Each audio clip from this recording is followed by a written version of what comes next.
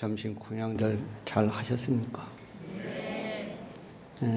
우리가 이제 부처님을 만나는 것 가운데 부처님을 볼 수 없는 것이, 이게 이제 왜 부처님을 보는 것이 중요하냐 그러면은, 선종 깨달음으로 가면은 견불이라고 하지 않고 견성이라고 합니다.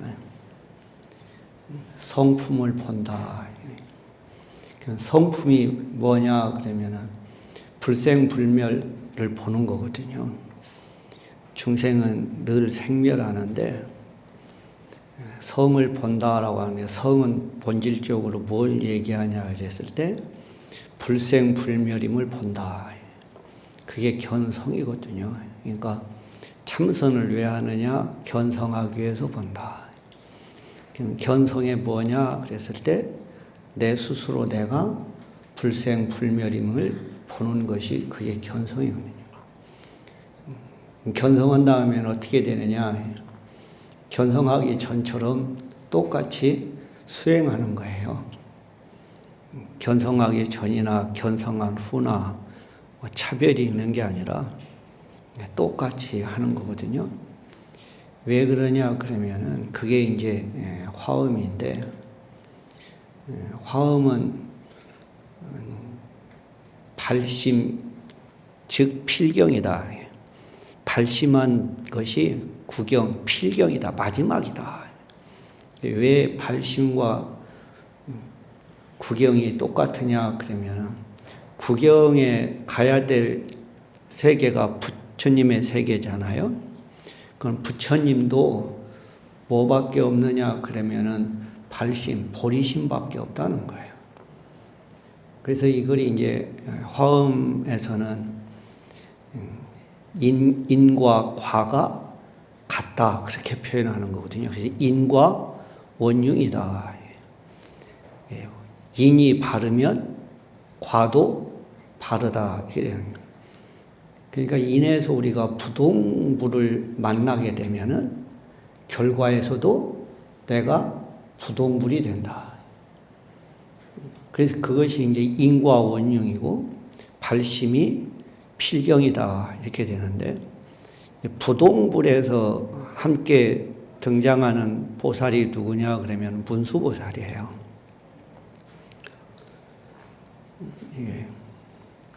그 다음에 입법계품에서 선제동자가 처음 만나는 선지식도 문수보살이에요. 그러니까 우리가 만나야 될 부처님이 있다라고 한다면은 그것은 부동불이고, 만나야 될 보살이 있다고 하면은 문수보살이다.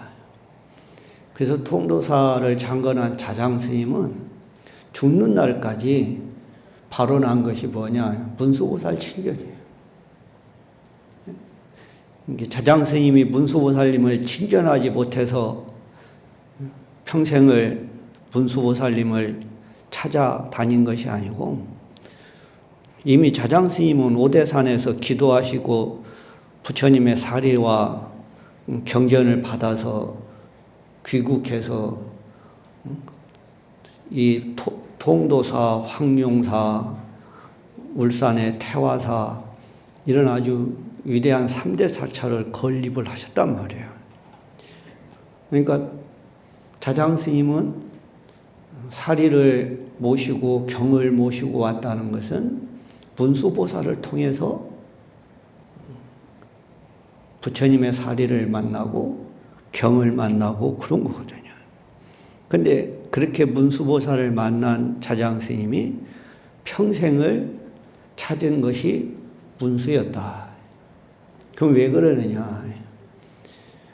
문수가 시작이고 문수가 끝이기 때문에 그래요. 지혜에서 출발을 해서 지혜를 얻는 것이 불교의 한 사이클이 된다. 시작도 문수로부터 시작하고 끝나는 것도 문수로서 끝나요. 입법계품에 가면 이제 선지식을 통해서 선제라고 하는 수행자가 어떠한 선지식을 만나느냐 했을 때 문수보살을 처음과 끝에 만나는 거거든요. 그러니까 불교는 시작도 문수보살로 하고 끝도 문수보살로 하는 거예요. 그러니까 이것이 발심이 처음 시작한 것이 끝이다 이렇게 돼요. 그러면 문수보살은 이제 지혜를 상징하는 보살이잖아요. 그럼 이제 지혜가 뭐냐라고 하는 것이 아주 중요한 개념이거든요. 지혜가 뭐냐? 반야신경에서는 이걸 반야라고 표현해요. 지혜를. 그러면 지혜를 반야라고 설명해도 그 언어가 달라서 그 뜻을 우리가 받아들일 수가 없다, 이해할 수가 없어요. 반야, 지혜, 뭐지? 이렇게 되거든요. 여러분은 안 그래요? 저만 그런가? 저는 불교를 만나서 공부하면서 진짜 오랜 동안 갈등했던 것들이 그거예요. 지혜가 구체적으로 뭘까? 뭘 지혜라고 했길래 이렇게 되는가? 대승불교와 화엄불교는 초기 불교와는 완전히 다른 것이, 초기 불교는 개정의 사막으로 한다고요. 근데 화엄불교와 대승불교는 지혜로 시작을 해요. 지혜가 있어야 내 마음의 평화, 선정이 이루어지고 지혜가 있을 때만이 개가 지켜진다는 거예요. 그게 초기 불교하고 대승불교가 완전히 다른 것을 표방하는 거예요. 그래서 대승불교, 화엄불교는 지혜를 중심으로 하는 불교예요. 그래서 반야를 얘기하고 지혜를 얘기하고, 열애명품에서도 부동지불에 문수보살이 나오고, 입법계품에서도 문수보살로 시작해서 문수보살로 끝나는 거예요. 그러니까 지혜가 시작이고 지혜가 끝이다. 그럼 지혜가 뭐냐? 뭘 지혜라고 하느냐? 이게 지혜라고 하는 것이, 화엄은 신만성불, 믿음이 충만한 것을, 믿음으로 꽉 차서 의심이 없는 것을 성불이라고 해요. 그런데 이제 한국 불교는 이 믿음을 강조하는 것이 아니라 깨달음을 강조해요. 그래서 이제 상당히 이제 우리가 불교를 이해하는데 갈등이 생기는 거거든요. 깨달음이 뭐냐? 뭘 깨닫는 거냐? 나는 절집에 40년, 50년을 댕겨도 아무 깨달음이 없다. 근데 깨달았다라고 생각하는데 깨달은 것도 아닌 것 같다. 그래서 항상 불교인은 출가와 재가를 막론하고 깨달음이라고 하는 것이 궁금하고 궁극적이고, 그래서 항상 깨달음에 목말라 있어요. 그런데 화엄에서는 그 깨달음이 뭐냐 했을 때 믿음이다, 그렇게 하는 거예요.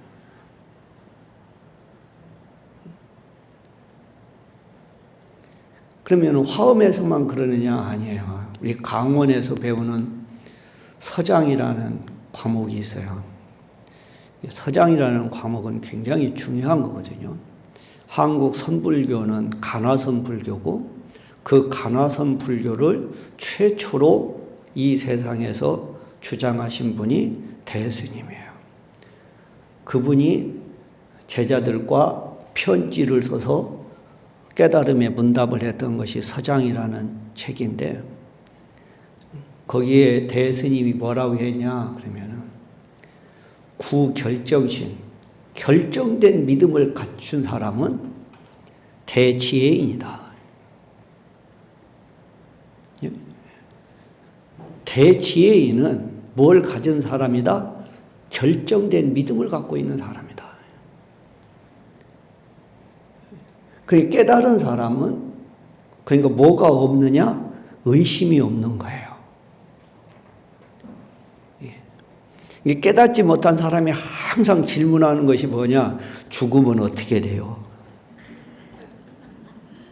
그죠? 전생에 저는 뭐 했어요? 그럼 뭐 전생에 뭐 옥황상제 옆에 있는 선녀였으면 뭐 할 거예요? 그죠? 내가 옥황상제 첫째 딸이면 뭐 할 거며, 내가 옥황상제의 맏아들이면 뭐 할 거예요? 왜? 이미 그것은 지금의 일이 아니잖아요. 이미 지나간 일이에요. 나의 현재하고 아무런 관계가 없어요. 인간은 그게 전생이 뭘까? 의심이 들거든요. 그러니까 전생에 뭐라고 하는데 막 관심이 있어가지고 막 어떤 스님이 막 과거 전생을 본다 하면 막 꾹뻑 넘어가가지고 가서 여쭤봐요. 이게. 그죠? 제가 많이 들었던 것 가운데 하나가 스님은 천주에 지내면은 영가가 보이시죠? 깜짝 놀랐어요. 깜짝 놀랐어요. 그럼 내가 영가를 보면 어떻게 되는 거예요? 아니, 내가 귀신인 거죠. 귀신이 귀신을 보는 거지. 어떻게 인간이 귀신을 봐요? 또 귀신을 보면 뭐 할 거예요? 그죠? 영화에 보세요. 귀신 봐가지고 잘 되는 인간 있는가? 네, 귀신한테 휘달려가지고, 그죠? 귀신 심부름 해주다가 인생 끝나잖아요. 그래서 저는 깜짝 놀랐어요. 내가 귀신을 본다 그러면 나를 죽은 인간 취급하나, 이게. 그럼 내가 먹는 밥은 뭐예요? 그럼 맨날 잿밥만 먹는 거예요, 이게? 그러니까 깨닫지 못한 사람하고 깨달은 사람하고의 차이점은 뭐냐? 의심이 있느냐 없느냐예요. 내가 생사에 의심이 있으면 그건 깨달음이 아니에요. 깨닫은 사람과 깨닫지 못한 사람하고의 차이점은 딱 하나예요. 의심이 있느냐 없느냐. 그럼 의심이 없으면은 깨달은 사람이에요. 왜 그러느냐 그러면은 지와 해가 있는데 이건 이제 초기 부파불교에서부터도 거의 같은 개념으로 설명하는데, 지와 이제 한문 문화권에서는 글자를 나눠서 설명하거든요. 그래서 지는 지혜 지자는 뭐라고 그 의미를 설명하냐 그러면은 결단, 결정이라고 그래요. 지혜 지자의 지는 결단, 결심이다. 이게 결단과 결심은 의심이 없을 때 하는 거죠. 그러니까 지혜 지자의 지자는 뭐다? 결단, 결정이다. 그 다음에 다른 말로 하면은 본질을 보는 거다.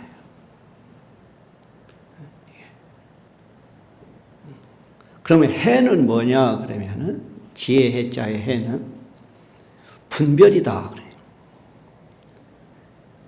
어떤 데는 정용 분별이다. 바르게 분별을 쓰는 거다.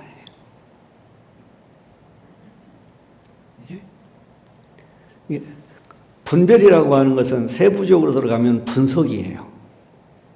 분석은 뭐냐 그러면은 해체하는 거예요. 해체해 보는 거. 그래가지고 하나하나 뜯어보지 않아요. 그죠? 저 인간이 저 말을 했는데 저 말이 맞나 틀리나, 저게 진심인가 거짓인가, 그죠? 그게 지혜해자의 해의 개념이에요. 그러니까 분석을 할 줄 아는 것이 지혜고 결단을 내리는 것이 지혜예요. 그게 문수보살이에요. 여러분들 이거 못하는 사람이 있어요? 그죠?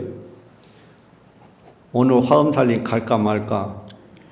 이제 여기 보니까 저하고 구면인 분들이 많아. 그러니까 아이고 오늘 스님 법문이다. 나라도 가서 자리를 메워야지. 그러는 거예요. 그죠? 네? 그게 분별과 결단이란 말이에요. 그죠? 갈까 말까. 아이고, 그래도 스님 얼굴을 봐서 가야지. 나라도 자리를 채워야지. 이게 분별과 결단으로서 오늘 이 자리에 와 있는 거잖아요. 그 인간은 항상 이걸 긍정적인 면으로 보면은 다 문수보살과 함께 사는 거고, 내가 문수로서 사는 거예요. 문수보살을 못 만났다라고 하는 것은 내가 항상 뭘 갖고 있다? 판단 장애를 갖고 있다. 이게 옳은지 그른지도 모르고요. 이걸 해야 될지 말해야 될지도 모르는 거예요.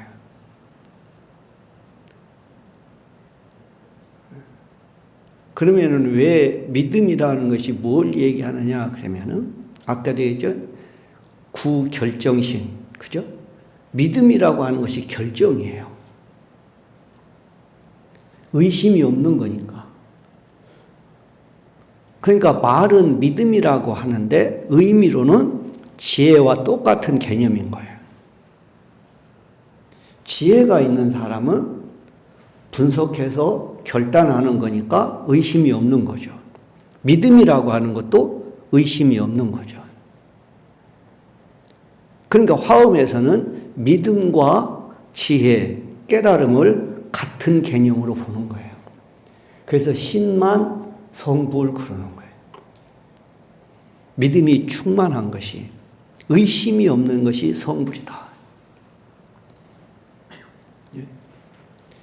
근데 의심이 없어지냐고요? 의심이 없어질 수가 없어요. 왜 의심이 없어지지 않느냐?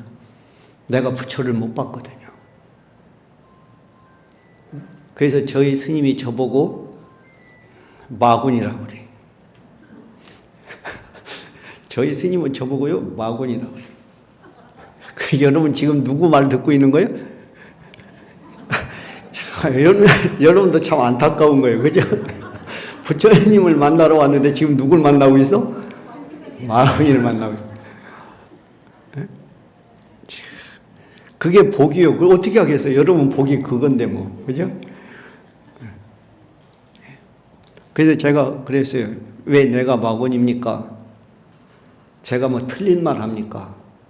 뭐 경전에 없는 얘기를 합니까? 아니, 네 말 다 맞지. 근데 왜 제 말이 마군입니까? 너 견성 못했잖아. 그걸. 너 의심이 사라지지 않았잖아.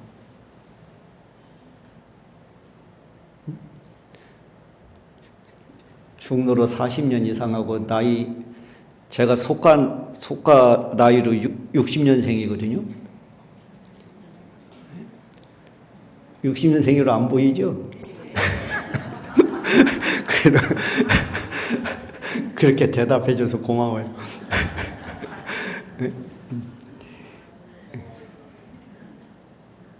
절에 40년 넘게 살았는데 의심이 아직 사라지지 않았어요. 그러니까 너는 마군이라는 거예요. 그래서 제가 뭐라고 하겠어요? 인정해야지. 그래서 저는 항상 인정하면서 뭐라고 하느냐? 그래도 꼭 한마디는 해야 되거든요. 그냥 당할 수는 없잖아요. 그죠?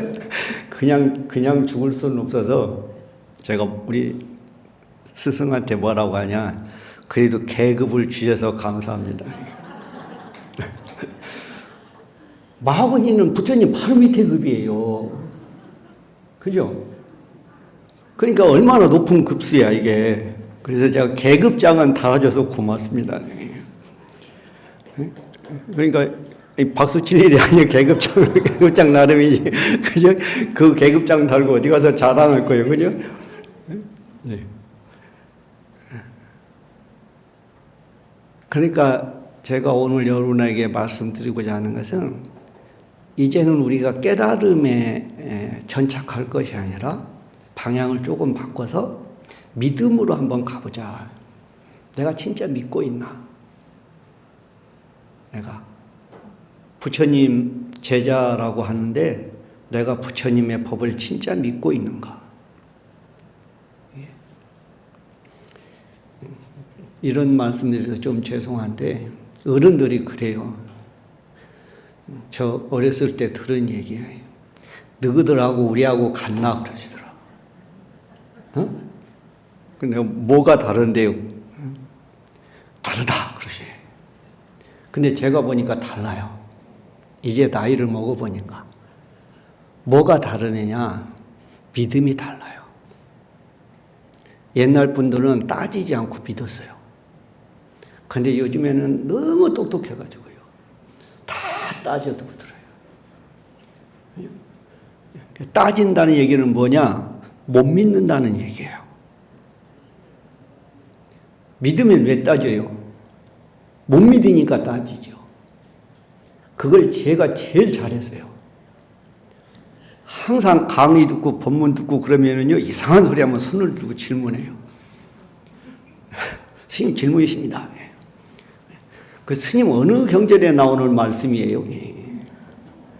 출처가 어디냐 이 말이에요. 그죠?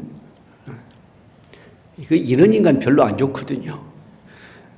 그냥 들어도 될 건데 꼭 그 말씀이 어느 경전에 나오는 말씀이냐고 물어요. 여러분들도 저한테 그러지 마세요. 제가 지나고 보니까 좋은 일이 아니에요. 지나고 보니까. 그러니까 믿음이 뭐다? 깨달음이다. 깨달음이 깊으면 깊을수록 믿음도 깊어진다.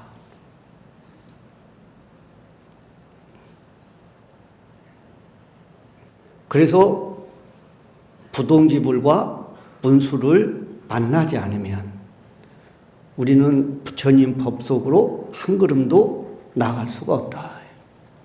그는 왜 부처님 법으로 나가야 되느냐? 그것은 제가 이런 말을 해서 노인의 소리를 듣는데요. 부닥다리. 저는 부처님 법만이 이 세상을 평화롭고 행복하게 할 수 있다라고 생각을 해요.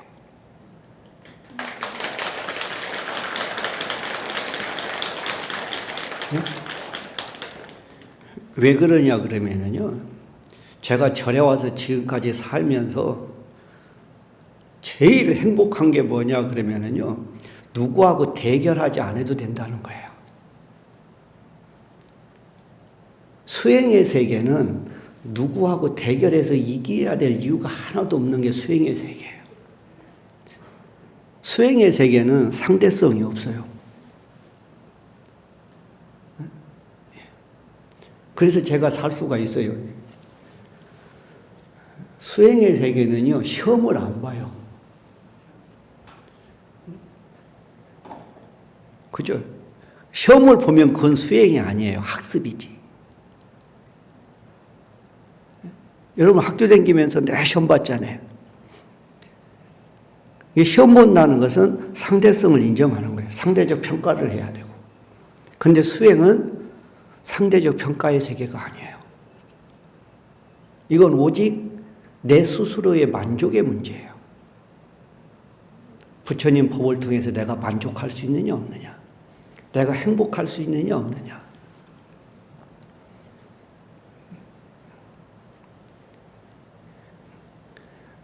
한국 사회에서 많은 사회학자들이 얘기합니다.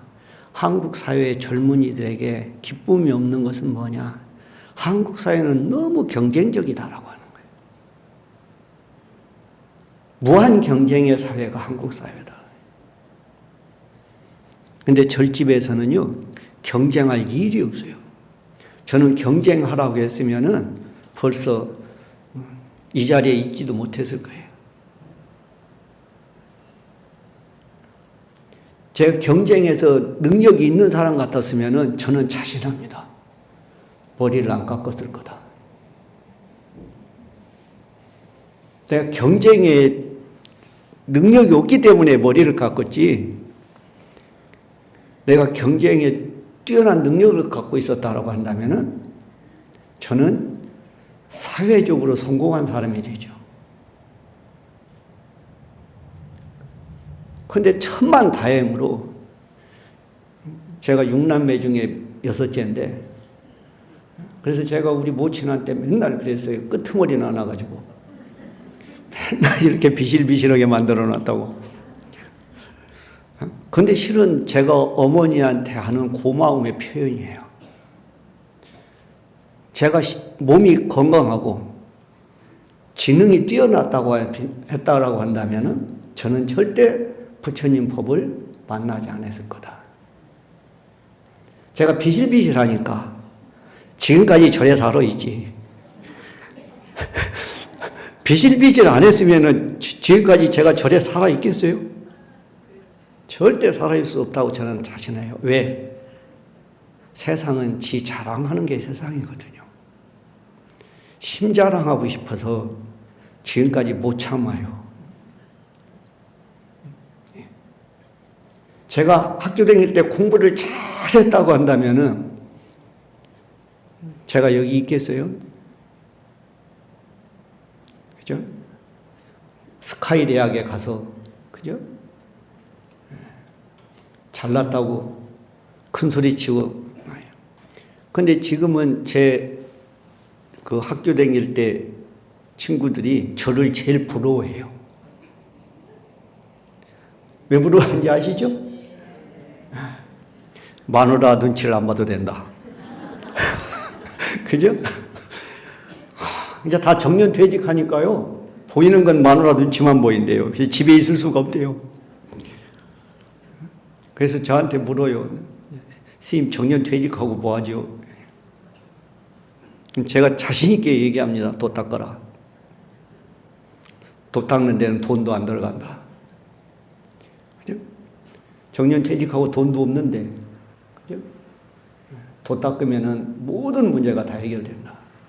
지혜라고 하는 것은 믿음이라고 하는 말과 내용적으로 단어는 다르지만 내용적으로는 똑같다.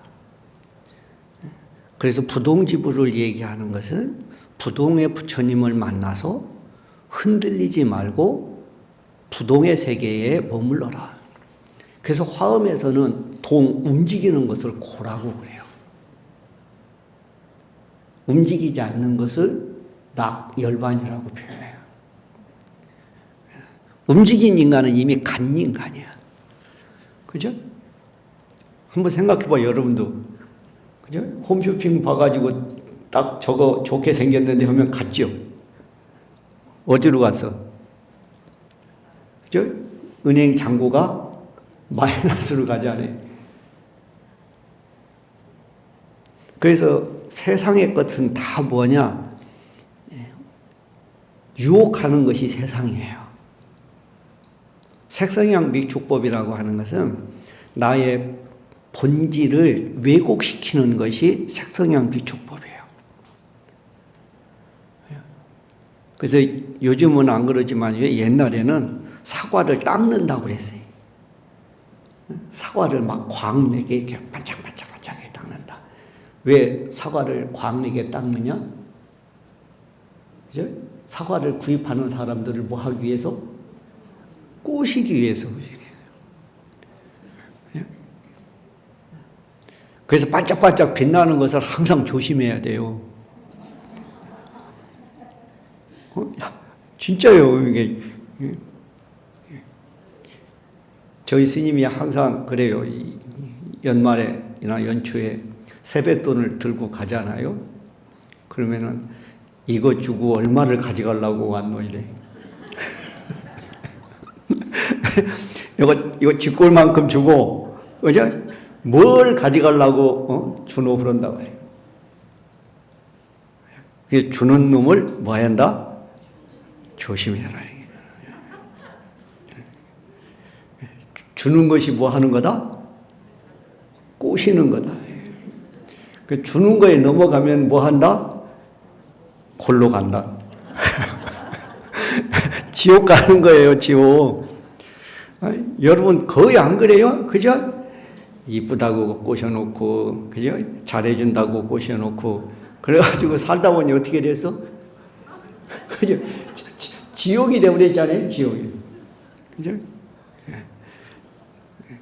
넘어갈 때는 이게 아닌 줄 알았는데 넘어가고 나니까 이제는 뭐 물리지도 못하고 뭐 그지?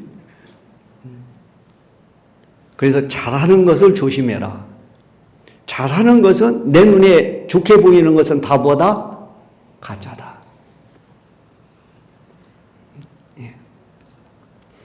그게 지혜예요. 지혜는 분석을 할 줄 알아야 되잖아요.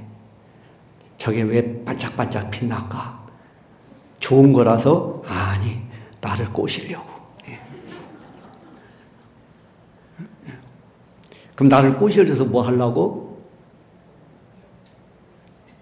나를 노예 만들려고 그러는 거예요. 꼬드김에 넘어가는 순간 나는 그거에 노예가 되는 거예요.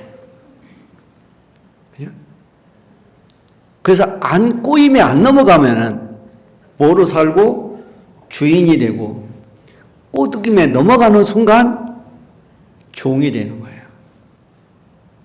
그래서 불교는 항상 뭐로 사는 거예요? 주인으로 부동불로 사는 거예요. 왜?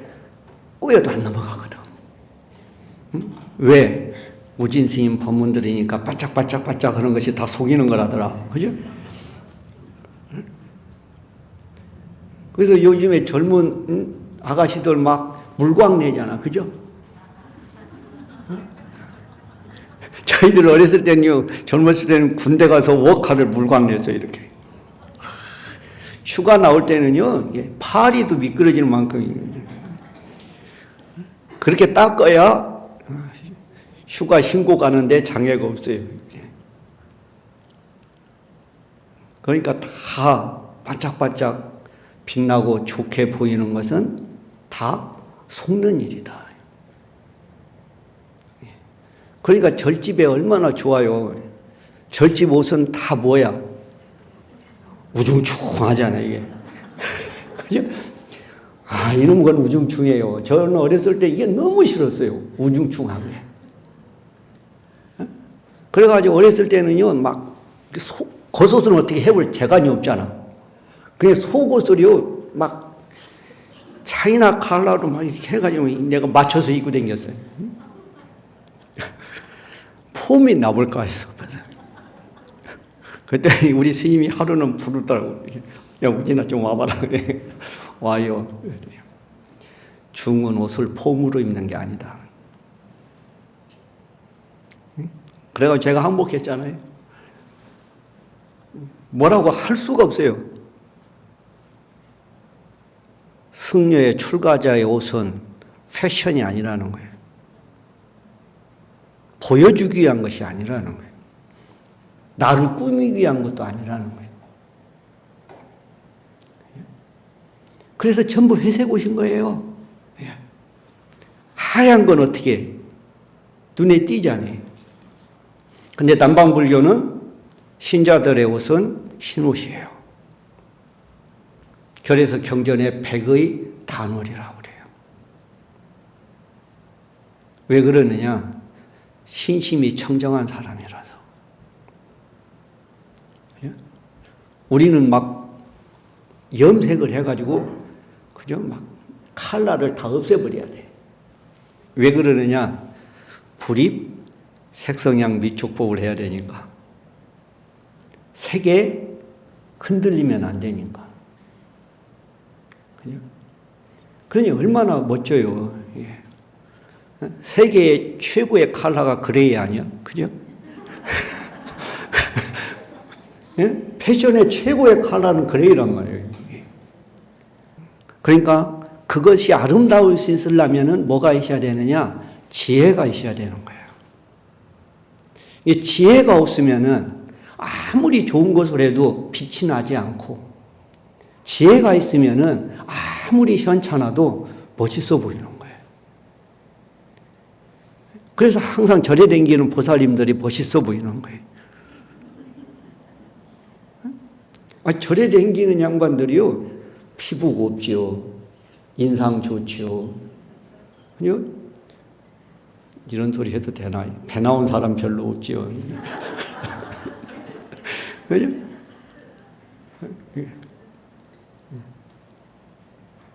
그래서 여러분들도 앞으로 항상 통도사에 다니는 사람은 우리 자장 스님처럼 항상 문수를 찾는 수행자, 항상 부동이 되기를 바라는 수행자.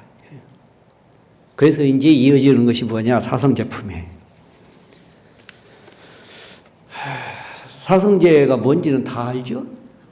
그래서 이제 이 사성제는 불교의 교리 가운데 또 부처님의 말씀 가운데 아주 핵심적인 내용이에요. 사성제는 고집멸도죠.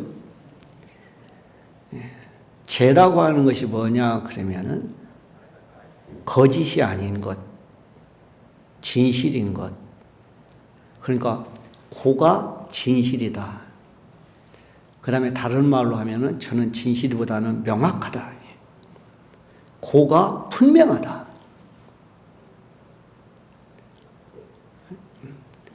고제 그러면은 고통이 분명하다. 고통만이 보다 진실이다.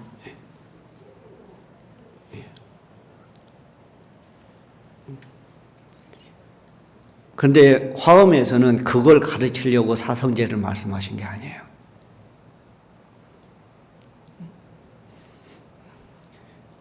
고가 진실이다. 그럼 화엄경에서 말씀하시는 사성제는 뭘 말씀하시려고 하는 거냐 그러면은 고라고 하는 것을 지혜는 분석한다고 그랬죠. 예.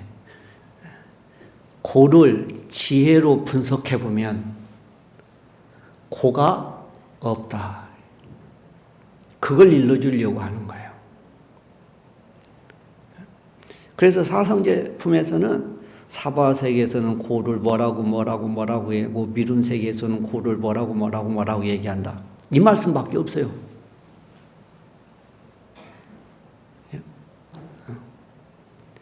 근데 초기 불교에서는 성제이기 때문에 이것은 성스러운 진리, 성스럽기까지 한 명확한 실제 그런 말이에요. 그래서 성자를 불려요.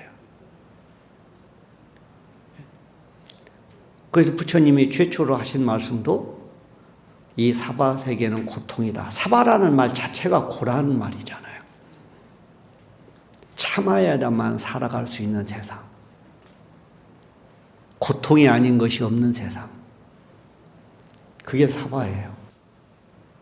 그런데 화엄에서는 사바세계라고 하지 않아요. 사바세계라는 말씀이 없는 게 아니라 화엄경 전체에서 말씀하시고자 하는 것은 사바세계가 아니라 화장세계예요. 화엄이잖아요. 꽃으로 장엄한 세계.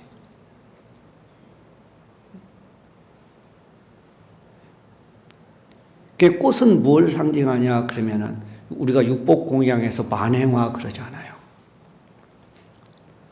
만행은 바람일. 그렇죠? 서정수 시인의 국화꽃은 그죠? 한 꽃 피우기 위해서 소쪽새는 저렇게 울었나 보다 그러죠. 서쪽새의 애달품이 없으면은 가을에 국화는 없는 거예요. 그러니까 애달게 노력하는 것이 바로 뭐예요? 공덕이에요. 그래서 꽃은 공덕을 상징하는 거예요. 그러니까 이 세상은 다 공덕의 주인들이 사는 세계다. 그 말이에요.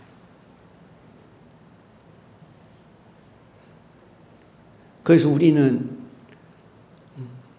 금강계단 대웅전 쪽에 올라갈 때 보면은 그 계단에 소맷돌이 그 꽃으로 장식되어 있잖아요.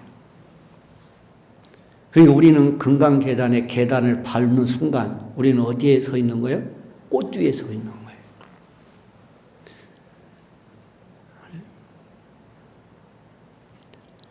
이건 세계의 거의 공통적인 건데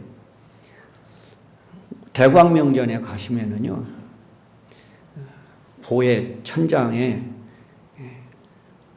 용이 있어요. 앞에는 용이고 뒤에는 꼴이에요. 가서 한번 자세히 보세요. 그거 보기 싫으면은 요 지장전에 가서 보세요. 지장전의 중앙의 어간에 앞에는 용의 머리인데 뒤에는 붕어예요.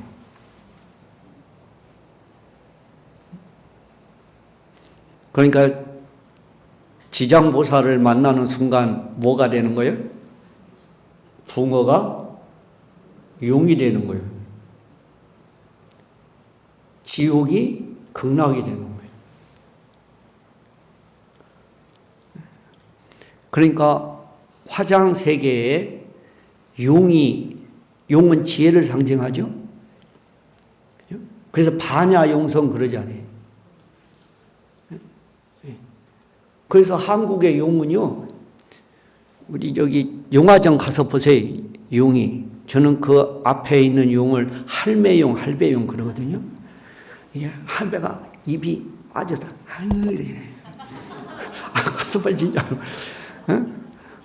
옆에 할매는요, 이빨이 막 세게 나왔어요. 그 할매야. 옆에 할배는요, 이게 시험이요, 나가지고 덮어버려가지고, 해가지고, 그래서 할매용, 할배용, 이렇게 돼 있어요. 왜 그러느냐?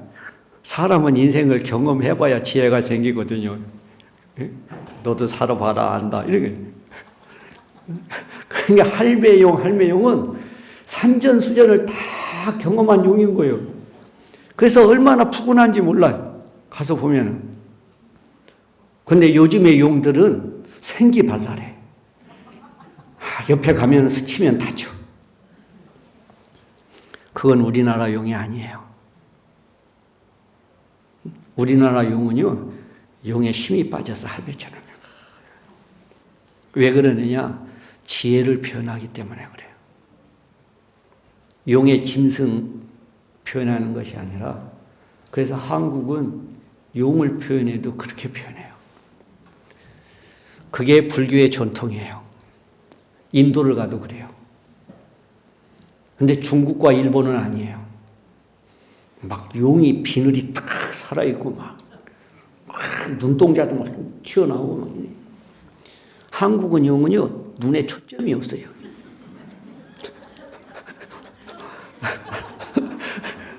왜 그러느냐? 통달했거든. 뭘 통달했느냐? 무상법을 통달해서 저거 다 헛거다, 저거 다 헛거다를 알아서 눈이 뚫어져다고 쳐다볼 게 없는 거예요. 예? 달무상법, 무상법을 통달해서 그래요. 그래서 나이 먹으면 보이지도 않잖아요. 저도 언제까지 볼 줄 모르겠어요. 지금도 안 보여가지고 볼게라고 막 이렇게 했었는데. 그러니까 사성제는 뭐다? 고를 분석해보면 고통은 없다. 그러니까 고는 벗어나야 될 대상이 아니라 고는 우리가 적극적으로 분석해보고 실천해봐야 된다. 저희 세대에서 어머니는 그냥 생각만 해도 눈물이 나는 것이 어머니예요. 저희 세대에 있어서는. 근데 요즘 젊은 세대가 엄마를 생각하면 눈물이 날까요? 왜 차이가 나냐? 제가 느끼는 거예요. 우리 시대의 어머니는 고생만 박살나게 했어요. 그죠? 요즘 어머니는요, 개인 생활이 바빠. 취미 교실도 가야 되고, 그죠? 맛집에도 가야 되고. 그러니까 자식이 어머니의 고마움을 느낄 이유가 없는 거예요. 그러니까 고생도 분석해보면 뭐다? 기쁨이 되고 행복이 된다. 그러니까 여러분, 제가 맨날 이렇게 느끼는 것 중에 뭐냐 그러면은, 제가 암자에 살면서도 막 땀 찔찔 흘리면서 목 닥치고 하면은 보살님들이 뭐라고 하느냐? 아이고 스님 애썼어요 그래요. 근데 뽀송뽀송 하는데 저를 보고 애썼다고 하는 보살님 하나도 없어요.